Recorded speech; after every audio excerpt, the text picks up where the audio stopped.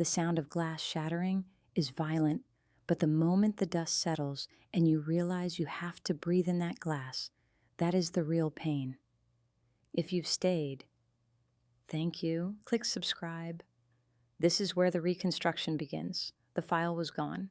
I had slipped the envelope under the stack of documents in the exact spot where the methodical efficiency of the secretary, Ms. Skylark Elms, would land it on the executive committee's desk that very morning, before the smell of coffee could chase away the stench of betrayal.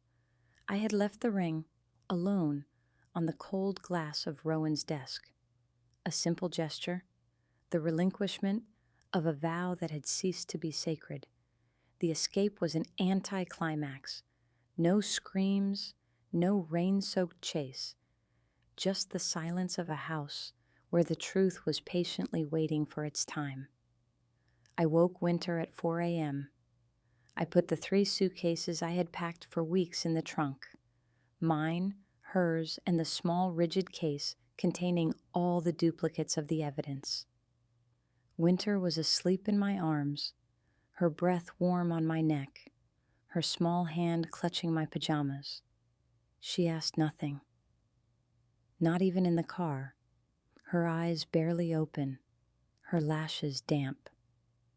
She sensed that the change was both urgent and strangely calm, like a sea receding before the tsunami hits. I rented a small apartment on the west side of Seattle, in a neighborhood where the buildings had patina and the air smelled of salt and cheap coffee, far from the sterile architecture of our former golden cage. The contrast was brutal. Instead of bay windows overlooking the sound, we had a small window that faced a damp brick wall. Instead of polished cedar floors, worn carpeting. But the silence, unlike the old houses, was not false. It was new and full of promise. The phone rang at 8:17 a.m., the exact moment the email from the Leda Foundation, my final signal, would have reached the Hemlocks in Boston, and the first copies of the file would have landed on the desks of Rowan's lawyer, Flint Hawthorne, and the board. Rowan. His voice was calm at first. Too calm. Juniper, where are you? Safe, Rowan, where your lies can no longer reach me. You've ruined my career, he said. Not, you've taken my daughter. Not, what have you done? But, you've ruined my career. The tone of a man complaining about a stain on his bespoke suit. You stole my son and my sanity, I replied, my voice low and firm. I watched Winter drawing quietly at the kitchen table, her small head bent, oblivious to the shockwave rolling across the Atlantic. The logistics are now in the hands of justice. He hung up. He never threatened, never shouted. Rowan doesn't need to. His power lay in the subtle control of reality. The case exploded. The scandal was not only the kidnapping of a child, but the falsification of medical records by a renowned doctor, Flint Hawthorne, in collusion with a millionaire CEO, Rowan Croft, all for an inheritance clause. The board suspended Rowan. The Medical Association launched an inquiry. The Leda Foundation was raided by the FBI, the payment of huge sums of money without legal justification being an excellent trigger. And then there was the other front, Boston. My new lawyer, Clayton Brooks, was the antithesis of everything Rowan admired. He was tall, stout, with crooked ties and a propensity for telling the truth in a blunt voice. He worked for a small firm specializing in personal rights protection. What do you want, Juniper? He asked me during our first meeting in a noisy coffee shop. The revenge is done.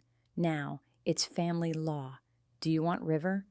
I want sole custody of Winter, I said immediately, and I want the truth about River to be legally established without him having to pay the price. I want to guarantee his safety, his well-being, and above all, to ensure that neither Rowan nor Flint nor any of their shadows can ever get near him. Clayton Brooks gave me a sad smile. That's a noble cause, but almost impossible. The Hemlocks have millions and a sincere affection for their son. A judge won't take a 7-year-old child away from the only family he's ever known to give him to a mother whom the ex-husband is portraying as mentally unstable. That's when I realized that my reconstruction would require a surgical elegance far beyond my revenge. I pulled out the last piece of evidence, the encrypted message from Rowan's father. The deal is validated. A daughter for love, a son for the empire. Excellent logistics, my boy.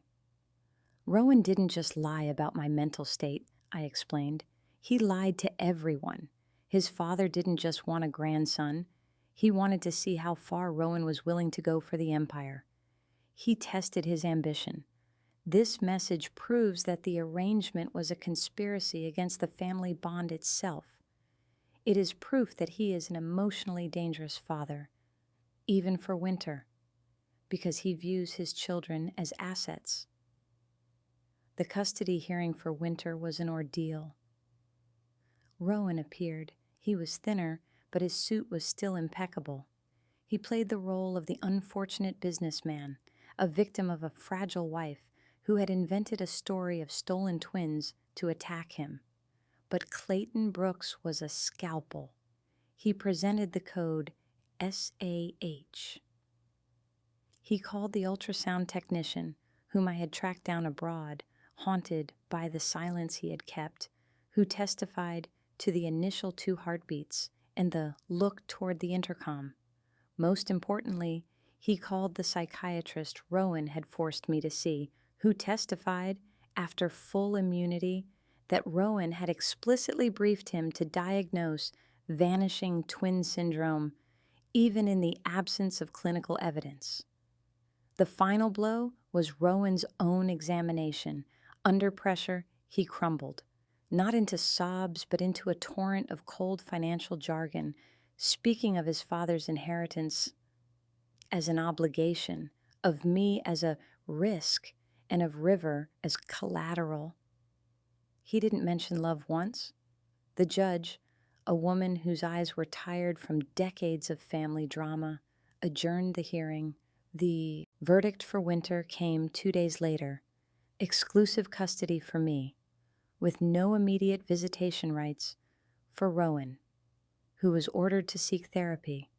He was deemed an emotional danger. The first battle was won, but the war was far from over. The River case. My approach had to be different. I flew to Boston alone. I met Briar Hemlock. She received me at her lawyer's office, which looked as expensive and icy as Rowan's, but far more ethical. Briar was glacial elegance personified, platinum blonde, an impeccable navy suit. She exuded an authority that didn't need to be shouted. She was an indirect victim, and she knew it. She had paid a fortune for a son she thought was legally abandoned, only to discover he was the result of an orchestrated theft. She started with a bluntness that disarmed me. I don't want your revenge, Juniper. My son River has a name, a life, and friends. He has a dog. His life is here. I commend you for having the courage to expose the crime, but you will not take him. I'm not seeking to take him, I replied, my voice surprisingly steady. I pulled out the small silver rattle, the one for the missing child, and placed it on the mahogany table, the only sound in the room. I seek to guarantee that neither Rowan nor his father, who still owns assets that could target him, nor Flint Hawthorne can ever approach River.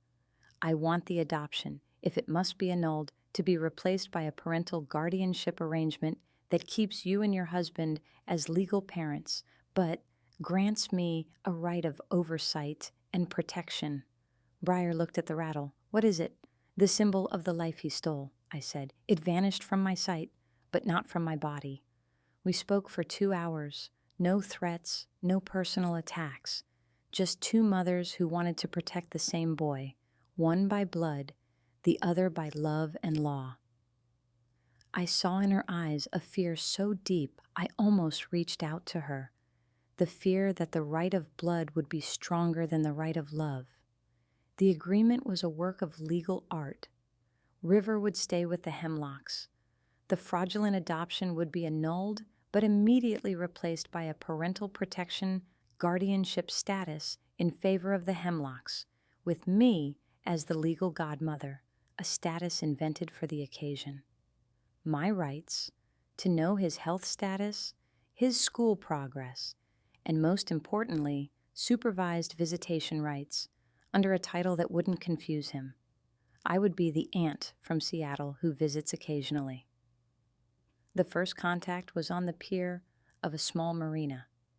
The air smelled of salt and freedom.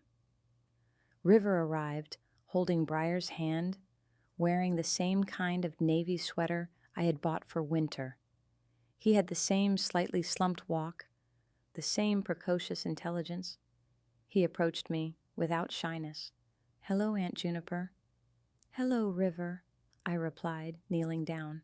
I felt a shock so violent the world wavered. He was so beautiful, so whole. I didn't cry. I couldn't. I just breathed. I pulled out a small book of sea poetry I had brought. "Do you like the sea?" "I like the boats that leave," he said, his gaze following a sailboat drifting away. "They always seem to know where they're going." "They know," I said, "but sometimes it takes a storm to put them back on the right course." We talked about whales and stars for half an hour. That was the time we were allotted. When he left with Briar, he waved his hand. I watched him go, feeling the void in my belly fill with a strange, new kind of love.